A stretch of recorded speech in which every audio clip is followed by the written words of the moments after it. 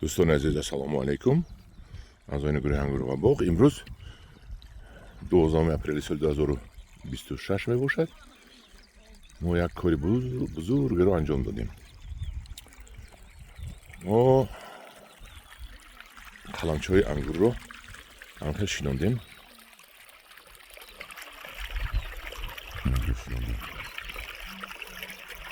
گولش کلینکا کشیدیم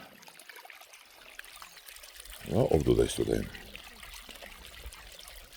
با مقصد آن که همین انگور رو امسال ما زیاد کنیم.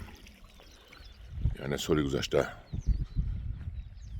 40 سومون بود، امسال 300 سوم شود، ارزان شود و من بعد سالهای آینده نهال انگور رو تا 20 سومون آورده رسانیم.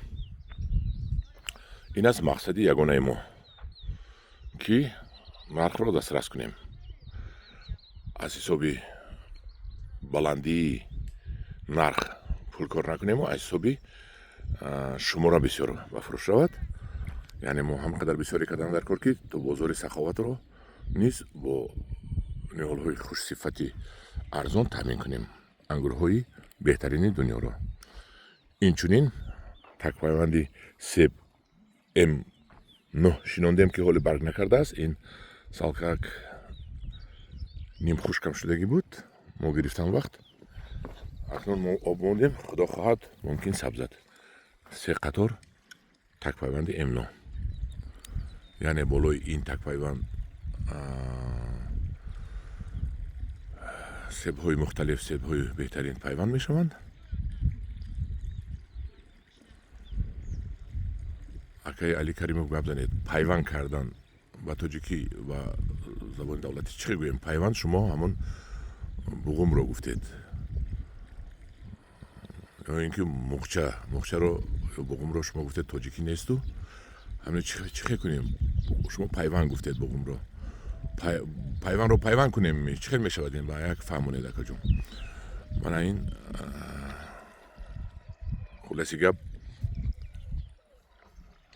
برای این رو ارزان کردن ما باید تا 100,000 دانه در یک سال شینانیم انگور رو.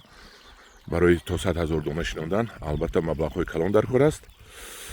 حالا این مبلغ رو نداریم. یک 3-4 سال پس اگر که صاحب این مبلغ شویم ما نهال انگور رو باید نهایت بسیار کنیم. تاجیکستان انگور رو نهایت دوست می‌دارن. نهال تاک رو بسیار کنیم. انگور رو دوست می‌دارن و در تاجیکستان ارزانی نهال کنیم. من کارگر رو کار کرده ایستادن. اونجا ما بادام کاری دیگه هستیم. بادام هم کم است. باید بادام هم 100,000 براید تا اینکه نرخ ارزان شود و شماره بسیار رود. حاضر بادام رو نشان میتیم به شما. ما خشابه کرده ایستادگی.